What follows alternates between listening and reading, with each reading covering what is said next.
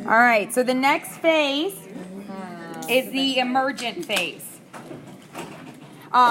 This is a super involved slide. So if you printed it, kind of follow me along the page. If you're doing it on a piece of paper, then leave room, okay? Because I'll show you at the end it's going to be super involved. I'll show you real quick, okay? You see how involved it's going to be?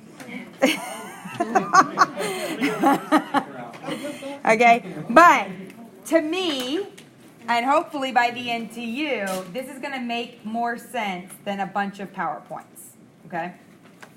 Where a bunch of words are just written on them. So we had the pre-hospital phase, and then we have the emergent phase. And this typically happens about 24 to 72 hours after the burn. It begins as soon as we stop the burning process. So could we stop the burning process well before 24 hours? Yes.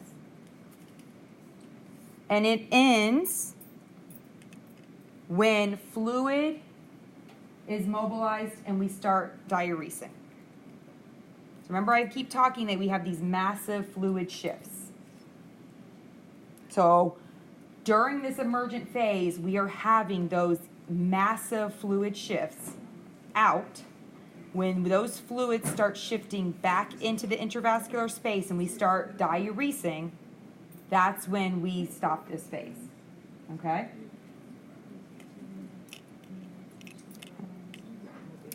Our primary concern in this phase and with burns is shock. Each phase has a primary concern, okay? Because each phase is different. There's different things going on. And with this, think about, you have basically all your fluids are leaking out.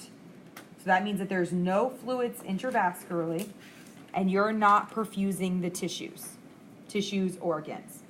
So we are at risk for shock. And then also there's going to be, with that shift of fluids, massive edema. That's why that dude looked all swollen in the picture. That is that fluid shift happening.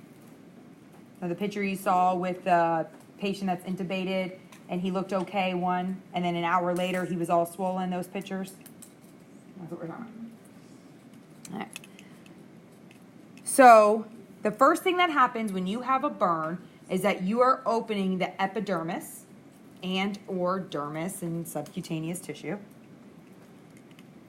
So that's my skin right there, that little line. And the little open area is the burn to the epidermis. Okay? Anytime you have damage to your skin, you release circulatory factors, those O2 free radicals that you guys hear about, right? So anytime you have damage to the skin, you release those circulatory factors. Those circulatory factors, the reason they're so bad is because they break up red blood cells. So I have a burn to my skin, a burn in my epidermis. I have released O2 free radicals, and they're breaking up red blood cells. What happens when I break up red blood cells? What happens to the number of my red blood cells? They go down, okay? And what's in red blood cells? What's one of the, what's one of the, I'm trying to think of the right word, minerals, nutrient, no. Potassium. Yeah. So if I'm breaking up my red blood cells, obviously I'm going to have a lower number of red blood cells, and I'm going to have a higher potassium. Potassium is inside the cell, and every time I'm breaking open those cells, I'm increasing my potassium level.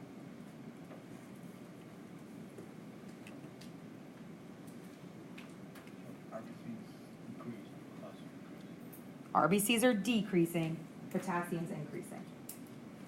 Okay? Red blood cells are what carries oxygen around, right? So are we getting oxygen out to as many cells? No.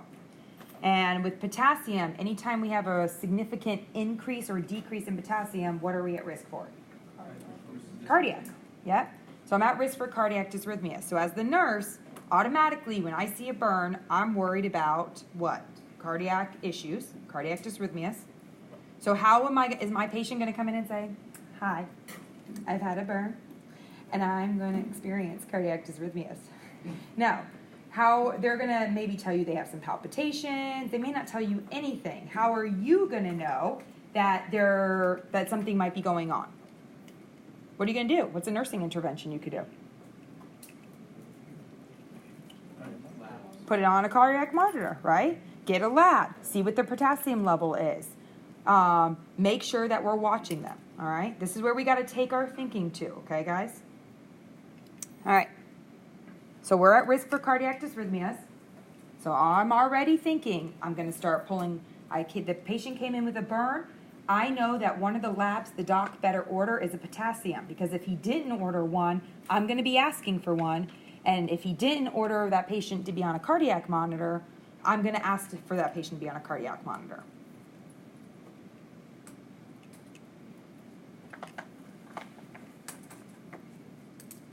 All right. Other things that happen when we burn the epidermis or dermis and subcutaneous tissue is that we could develop blisters. We've lost control. Remember, the epidermis is what has body temperature. So if we're not able to control our body temperature, keep our body heat up, what is something that we do in order to kind of maintain body temperature? Somebody said shiver, right? They shiver, right? Because the more that muscle contraction, that's meant to generate heat, okay? So they start shivering. And depending on the degree of the burn, and they're probably having various levels, it's not like someone comes in and they only have a superficial partial burn or they only have a full thickness burn. They a lot of times have various degrees of the various types of burns. And so there is probably some pain component to it.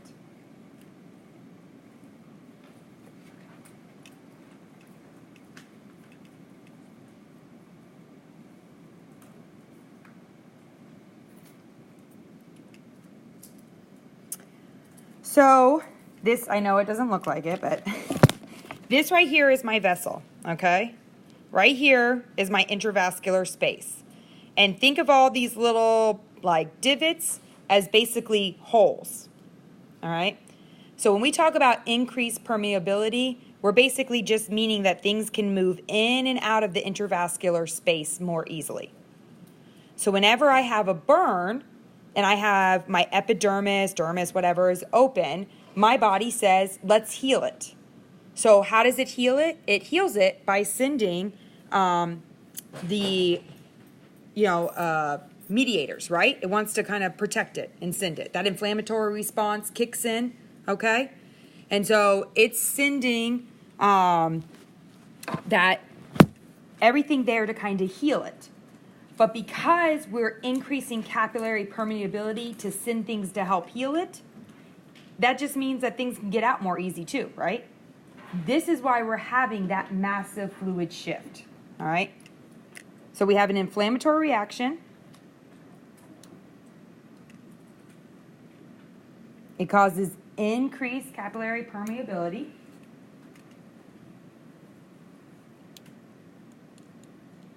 Because we want those inflammatory mediators to get to the site to heal it. But as those inflammatory mediators are getting to the site to heal it, you also have things like albumin and fluid and sodium leaking out. And it's leaking out to that interstitial space, right? It's going out of the vascular space and into the tissues. And it's happening at a massive rate because this is just not normal capillary permeability. This is like exaggerated capillary permeability because the body wants to heal that burn. So it's sending massive amount of inflammatory mediators to heal the burn, but at the same time, the vessel's just open. It's just leaking everything out. And as albumin leaks out, even more fluid is leaking out.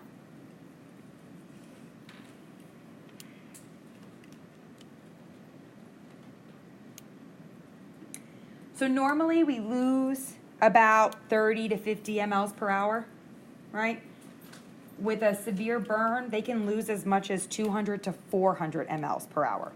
So that's why I say it is a significant amount of fluid that is leaking out. That's why that patient looks so swollen just an hour later.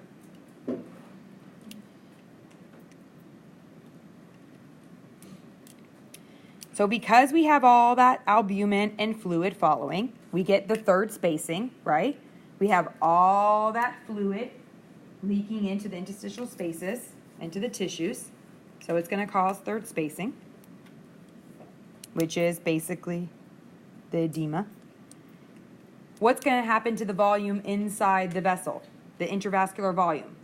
It's going to, that's why they're at risk for shock, right? This is why they're at such a big risk, because everything is just pouring out and they don't have the volume to get blood to the tissues. And albumin's pouring out, so obviously what happens to their albumin level? Come on, everybody can get this one. It goes down. It goes down. Yeah. So their intravascular albumin level is significantly decreased.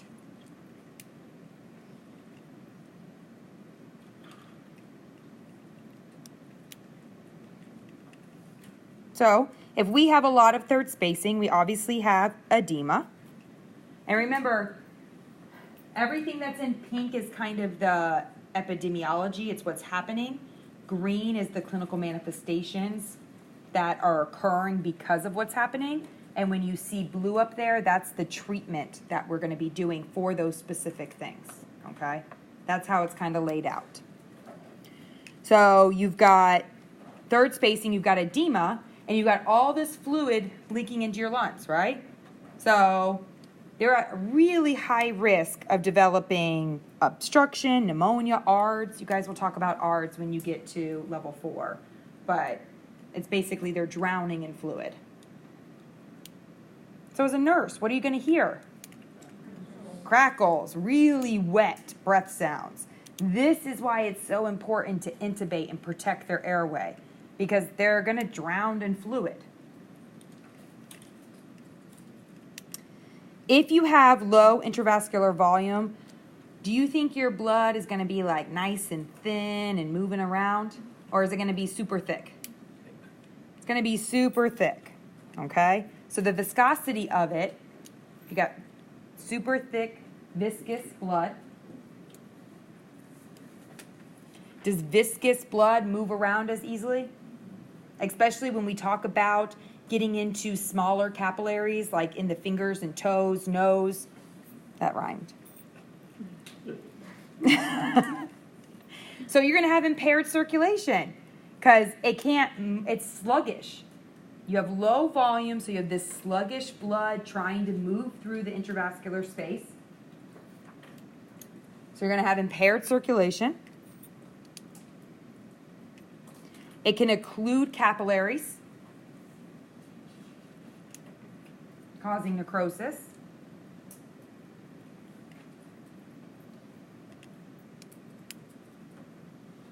And myoglobin is going to break down because we have muscle breakdown, because are the muscles getting tissue, or are the tissues getting oxygen?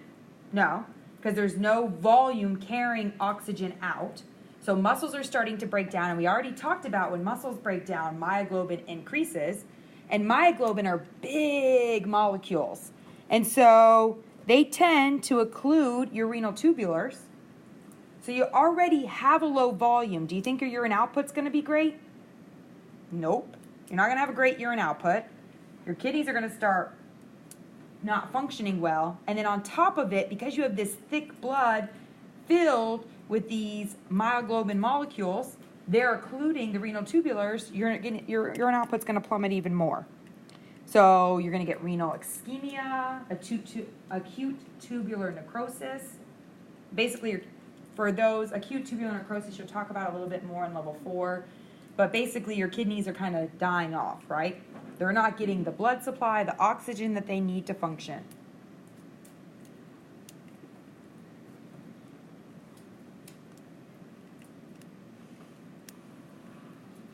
What's going to happen to your blood pressure?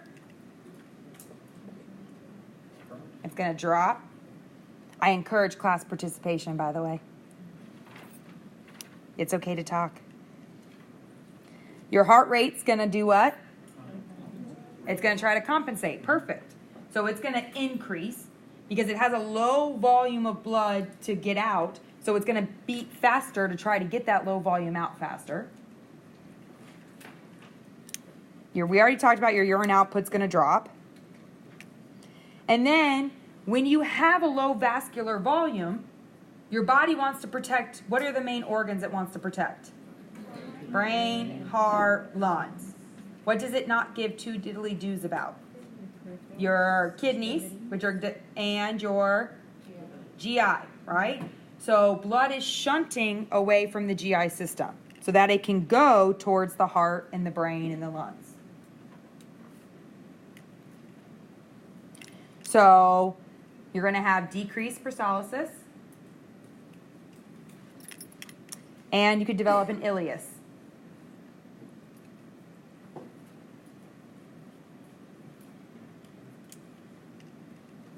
So as a nurse, you're going to be listening for what? Bowel sounds. You're going to hear them? Probably not. So you don't hear any bowel sounds. You're going to start diet, right? Okay? You'll see a lot. Doctors will write to go ahead and eat. It's your job as the nurse. Again, you're going to see things like your patient, and it could be related to burns or something else. Doc wrote to resume an order. What's the first thing you're going to do? Check bowel sounds or something along the lines. The doc told you to go ahead and start feeds, but as a nurse, you did not assess any bowel sounds. What would be your next action? Call the doc, right? Because we're not going to start feeds on someone who's got an ileus. And everyone, just in case you forgot, remember an ileus is where basically the bowel twists on itself or kind of folds on itself. Because the whole purpose of the bowel, as it's getting blood, that peristalsis is working everything through, okay? And as it stops working and it just sits there, it just kind of folds on itself.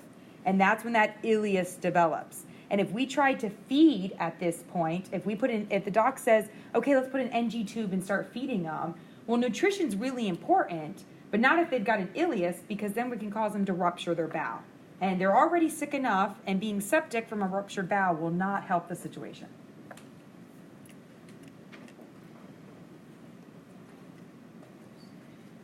As we talk about the low vascular albumin, it's going to cause more third spacing, which is going to cause more edema. And we've already talked about respiratory edema, but they're also at risk for cerebral edema.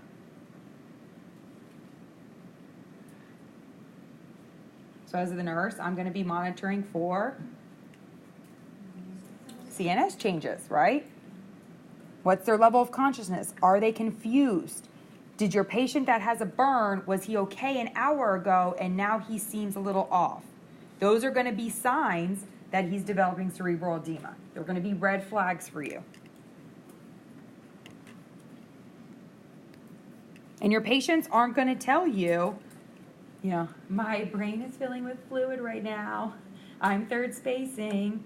No, their voice is going to, their speech is going to change. They're going to act confused a little bit. They're going to forget who you are. And those are early signs and symptoms for you to start initiating care. So how are we going to be treating all these things? Well, obviously with blisters, we're going to do wound care. Shivering, we're going to try to keep them warm. They don't have that epidermis layer.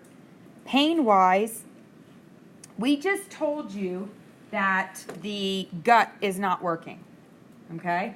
So what is going to be your ideal route for treatment for pain medicine? IV, right? So you're going to see docs that order PO pain meds. But remember, blood is shunting away from that point. It's not focused on the GI tract. If you give them pain medicine and they either have an ileus or the gut's just working really slow, they may not get good pain control. So we typically give them some kind of opiate if it's a significant burn, and they get either typically morphine or Dilaudid, and it's given IV.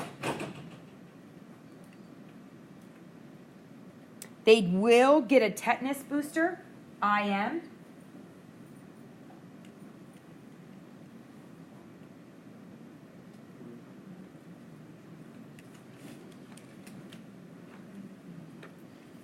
We use something called Silvadene or silver, and it's a thick white cream. It's actually got silver in the cream, and the silver helps, it has antibacterial properties. So we'll go ahead and put that over the wounds, and that also helps with the pain, and it will help prevent any infection. We cannot put it on the face though, because it can cause some discoloration and can irritate the eyes. So if they have anything on the face, we do an ointment, an antibiotic ointment to the face. We do not start antibiotics, okay? At this point, there's no prophylactic antibiotics to do. There's no reason to do it at this point. Our main concern during this primary, this emergent phase is the volume, the fluid volume that they're losing. So we're going to be doing some of these other things, but our focus is going to be the fluid volume. Yeah. What's that to the body and do on the pain? You use ointment to the face or antibiotic ointment? Again, we already kind of talked about it. We're going to put them on an EKG monitor because they're at risk for cardiac dysrhythmias. And we're going to start fluid therapy. And this is where Parkland formula comes in. And I'm not going to get too much into it here. Obviously, they have impaired circulation. We want to help them circulate. So we're giving volume, we're giving fluids, but we want to elevate extremities because we don't want to have any occlusion. We're going to be doing things like checking cap refill, checking pulses frequently, because once we notice changes, we know that the patient's getting worse and we need to start implementing therapy. Our goal is to kind of catch things before they get worse. So check cap refill, check pulses. We want to prevent compartment syndrome with all this edema. Remember we talked about circumferential burns and how they, kind of wrap around and compress. So we're going to assess the 6 Ps: pain, pallor, paresthesia, pulselessness, the poikilothymia, and did I say it all? 6. Okay. And there's 2 different things we treat it with, a fasciotomy or an escharrectomy. And Mr. Schwab is going to talk a little bit more about this when we talk about mobility, about a fasciotomy. But a fasciotomy is basically what's happening is that you've got this, let's say this is your extremity, okay? This is your extremity, and this is your blood vessel inside, okay? And you've got fluid leaking out. So fluid's coming from inside out, okay? As that fluid leaks out, it's all up in this space. And what eventually happens is because the skin is enclosed, right? Some of it does leak out, especially with bad burns. You'll see them, they'll be really wet because they're leaking so much fluid. But it also then pushes up into this vessel and basically compresses it. So now where you had all that blood flow, you're already having a problem, now it's even thinner, okay? So it's compressing that. That's compartment syndrome. It's putting more pressure on that vessel that already has thick, viscous blood and not a lot of it. And now we're compressing it. If we get to the point where we totally cut it off, maybe. If we cut it off, then we don't have any blood flow, okay? That's why we get the pain and the paralysis. So what a fasciotomy will do is they will actually cut into this area. They'll cut down and allow all that fluid to leak out so that it doesn't cause pressure anymore, okay? That's what that is, a fasciotomy. An escharrectomy is the same exact thing except for on the chest. So they'll make a giant square on the chest. They'll cut into the muscle, and it allows that fluid that's leaking into the interstitial space to basically leak out onto the patient. You are doing dressing changes on that patient a lot, okay? And they are wet, and it's intense. All right, so that's how we would treat that. They need a lot of nutritional support, about 2 times the normal. But who wants to give them albumin? Why? Why don't you want to give it? Say it. All right, if we're leaking albumin, and what follows albumin? Water. If I give them more albumin, is the albumin going to stay in there, in the vessels? No, I have increased permeability right now. So that albumin is just going to go in the vessel and head right on out. And what's going to follow it? Some more fluid right on out. So I'm just going to complicate my problem, not make it better. So although they need nutritional support, now's not the time to be giving albumin. And this is where they want you to understand these concepts. This is why I focus so much on normal, because NCLEX is going to ask you a question. Your patient needs nutrition. You're in the emergent phase. What is the best thing to give them? And albumin's going to be an answer. And you're going to be like, oh yeah, they need albumin. They're losing it. But you have to know that during this phase, giving albumin would actually make it worse, because it's just going to increase your fluid loss. Okay? Everyone getting that? Mm-hmm. So we're going to start things. We want to maybe, if they don't have an ileus, maybe start some, an NG feed. If they do have an ileus, maybe we start some TPN and lipids. So they do need nutrition, because they need nutrition to heal, but they need the right type of nutrition to not complicate it.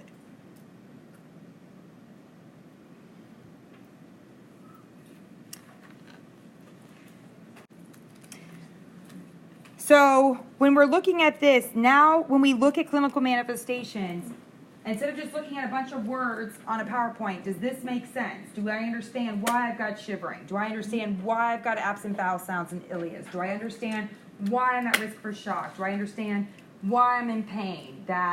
Why, for management, why I need fluid therapy? Why I need really good wound care, okay? Do you see kind of how the picture is coming together? All right, that's what I want you to focus on. For Parkland burn, this is what NIPS is going to go over in about 30 minutes. So I'm not going to focus too much on it, but basically Parkland burn is you take your weight in kilograms, you times it by the % of body surface burned, so with that rule of 9s that we learned, times it by 4, and that's how much they have to have in 24 hours, okay? That starts at the time of the burn. So if the patient was in a house fire at 8 a.m. and they don't get to the hospital until, let's say 10 a.m., you still have to make up that 2 hours of fluid they lost. So instead of dividing, so let's say it was 10 kilos times 10% body surface times 4, that's 400 off the top of my head, right? Okay, so it's 400 mLs that they have to have. Now, you could do 400 divided by 24, okay? And you wouldn't start that if they were burned at 8 a.m., you wouldn't start that 400 divided by 24 at 10 a.m. You would do 400 divided by 22, because they need to have that fluid within 24 hours from the start of the burn. Is that making sense? You'll do a couple examples of it when NIPS comes in. And then on top of that, to add a little more confusion, of that 400, half of it, 200 of it, would be given in the first 8 hours, and the other 200 would be given in the next 16 hours. So then you have to break it down by that. It's going to be super fun. Okay? All right. And so there it is. Weight in kilos times body surface burn times 4. Half given in the first 8 hours, the next half given in 16. All right. We calculate from the time of the burn, and we only give LR, okay? Remember, we just talked about dehydration. We just talked about types of dehydration. We have a total volume loss. We have an isotonic dehydration. So we want to give an isotonic fluid. We are trying to fill volume. We don't want to push fluids in or out of the cell at this point. We just want to increase total volume. So we're only going to give him or give them LR. We evaluate by urine output. Can we evaluate by weight? No, right? Because they are leaking fluid into the interstitial space, right? They are third spacing, they're edematous. Their weight is not going to be accurate, okay? So the best way for us to evaluate is by urine output. Remember, their kidneys weren't working great because we didn't have a lot of volume and because we're occluding them with the breakdown of muscle, with the myoglobin. We're occluding because we're really viscous. So if we increase our volume and we're getting good volume to them and we're hydrating the kidneys start working, we're peeing, that's a good sign. That means that we're working. When you guys are looking at your care plans, that's what we're looking at. We want to say that you have this problem and this is my diagnosis and I did this intervention and did that intervention work or not? That's the kind of thinking we want to see. And that's where an NCLEX wants you to see is where are you in that nursing process? And when you give an intervention, how are you going to know that intervention worked? I see an improvement in my initial problem, right? So if my problem is they're not peeing and I give fluids, how do I know it worked? They're peeing because the kidneys are now working. So if they're greater than 30 kilos, it's by about 30 to 50 mLs per hour, all right? That's what we want their urine output to be. If they're less than 30 kilos, so we're talking about pediatrics, or me, right? Because I'm very small. Then it's 1 to 2 mLs per kilo per hour. So for most adults, we want them to be about 30 to 50 mLs per hour.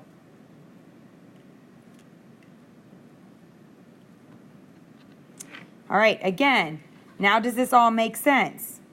Pain meds, we give them IV, we know that. We know about tetanus, we know about the vitamins, we know about the GI, that we're going to be giving Pepcid because the GI is not working. We don't want it to break down anymore.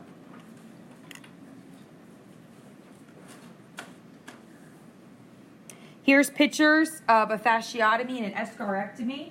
So you can see with the fasciotomy, they go down into the muscle so that the fluid that's seeping out into the tissues, then it can seep out just onto a dressing. And then the escharrectomy, you can see right here, they actually just cut into the chest and let it leak out. Like I said, they're wet.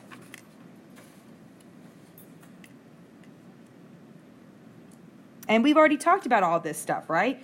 We know that a complication of a cardiovascular complication is dysrhythmias. Why? Oh, okay. All right, because of the potassium that's being released, right? Because the red blood cells are breaking down. We know that they're at risk for shock because everything's going out. We know that they're at risk for viscosity because of the low intravascular volume. We know about impaired circulation. So we know that they're at risk for edema or ARDS. We know that renal-wise, they're at risk that the kidneys aren't going to work. All right, that's the emergent phase. That's the most intense one. The rest are easy peasy from here on out. There's only 2 more. So there's the acute phase next. So we got pre-hospital, emergent, and then acute.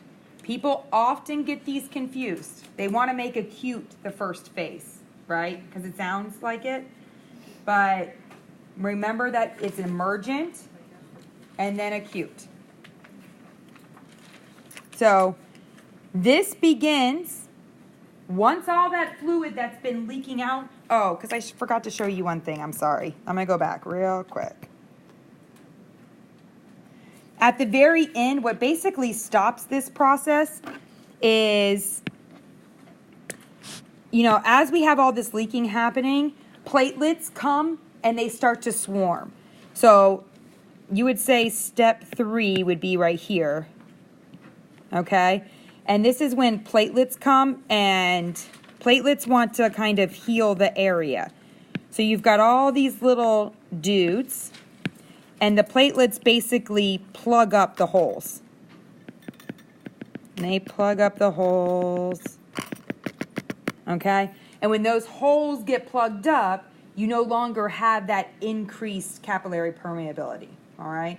So the inflammatory mediators have gotten to where they need to go. Platelets are now the ones that are like the last to come to the scene, and they kind of heal up the vessels so that there's not having that much leaking anymore. That's when we can start pulling fluids back in intravascularly and start diuresing, and that's when we get to that acute phase.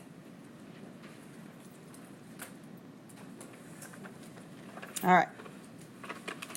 So it begins with mobilization of that extravascular fluid. It comes back into the intravascular space, and we start diuresing, and we end when we the burns are all covered, we've done all the skin grafts, and we're basically we're starting to heal. So there's a massive shift of fluids back into that intravascular space. They're still at risk for electrolyte imbalances. And the electrolyte imbalances happen because of that dilutional effect, just like we talked about before. If my sodium level was here compared to my fluid level, and I increase my fluids, did anything happen to my sodium? No, but I'm technically going to be hyponatremic because I've increased my fluids, okay? I want to increase my fluids, so that means that I'm going to be just making sure that they get enough of the minerals that they're low of, all right? So they're still at risk for those electrolyte imbalances. They're having massive diuresis. So again, that's if they're peeing, what do they pee out? Potassium, all right? So more, yeah. Now the kidneys are functioning now. And we have to be really careful about things like congestive heart failure because we're bringing all that fluid back in, so the patient's at risk for being still really wet. Lots of fluid volume.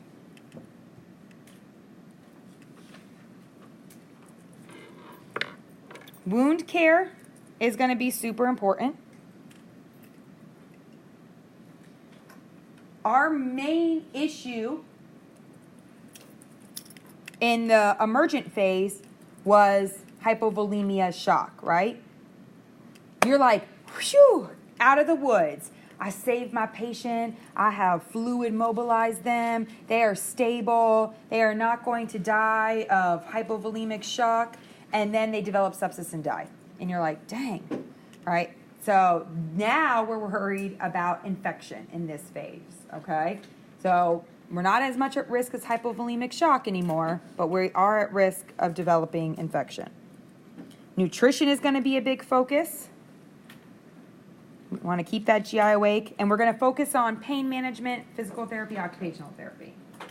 I'm going to talk about the complications. It's going to come back, nobody freak. So again, infection. Once they're stabilized, they're most likely to, get an infection. So when we do wound care, it is very important to be totally sterile, all right?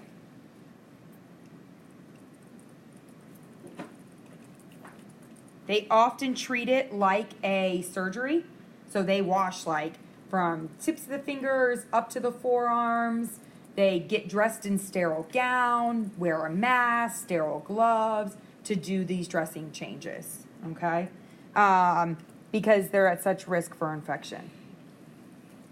Cardiovascular-wise, we're at the same risk as we were before. Because of the changes in potassium, they're still at risk for those cardiac dysrhythmias. They're at risk for neuro changes. Again, because of all those fluid shifts, they're still at risk for that cerebral edema.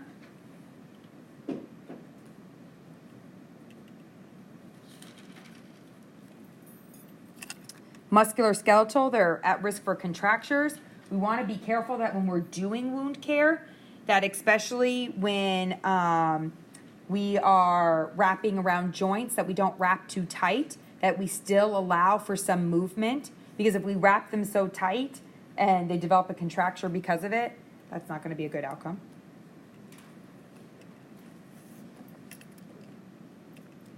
GI, remember we want to keep that GI awake, and they need a lot of nutrition. They need like 3,000 to 5,000 calories per day. I would love to be on that diet. I think I am on that diet. So they're at risk for ileus, right? That's why we want to feed them, keep that gut. They're at risk for ulcers, stress, right? Everyone who is in the hospital is on what? Some kind of H2 blocker, PPI, Pepcid, or Nexium, or I'm sure all of you have given it at some point, some kind of medicine. We'll talk about it more in adult nutrition. But anytime you're in distress, you're at increased risk of developing ulcers. So we put them on H2 blockers or PPIs, proton pump inhibitors.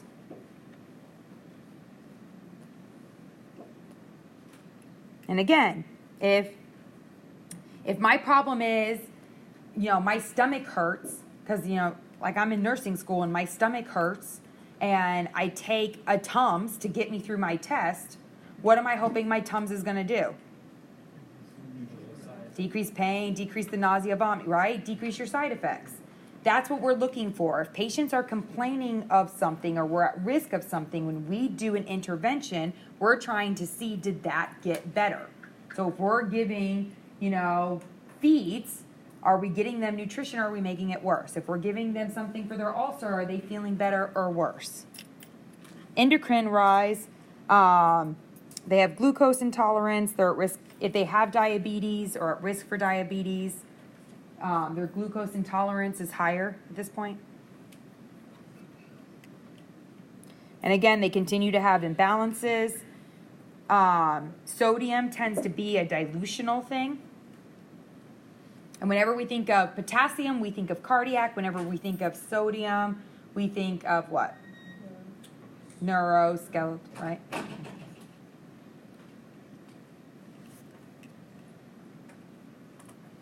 They have the protein loss, albumin. Now's the time you can give albumin, okay? We're okay now because we don't have those leaky capillaries.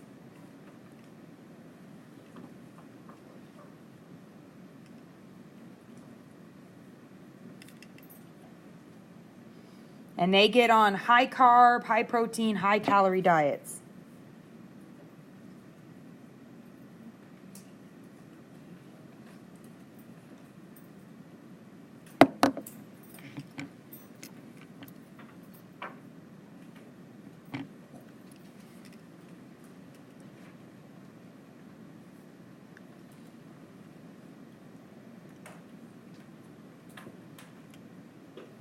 See, the acute phase is not so bad, right?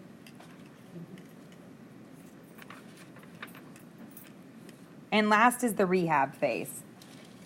Basically, once the burns have healed, we are focusing on them returning to their self-care. Our goal for any patient is that they resume as the same level activity or as close to the same level activity as they were prior to entering the hospital. But depending on the degree of the burn, the extent of the burn, the depth of the burn, they might have, significant long-term effects. Scar tissue, contractures, how are they functioning, psychosocially, how are they doing? Kids, we talked about this, they think it's a form of punishment. My dad, I got in trouble with my dad, so, and I said, in my mind, I said that I hated him and that I don't like him anymore, and then I pulled the hot boiling pan of water onto me, and now I have burns, and that's my punishment because I was mad at my dad. Well, no, it's not your punishment, but that's what they think. And so they deal with a lot of those type of things. Like if I have bad thoughts, well, bad things happen to me again. So we really, especially with kids, really need to focus on this is not a punishment. It is not because you did something.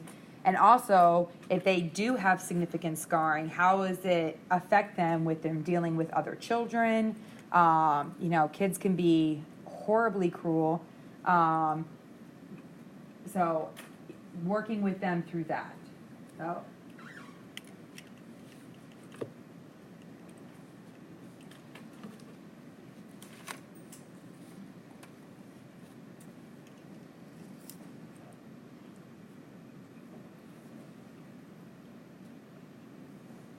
And that's pretty much it. All right.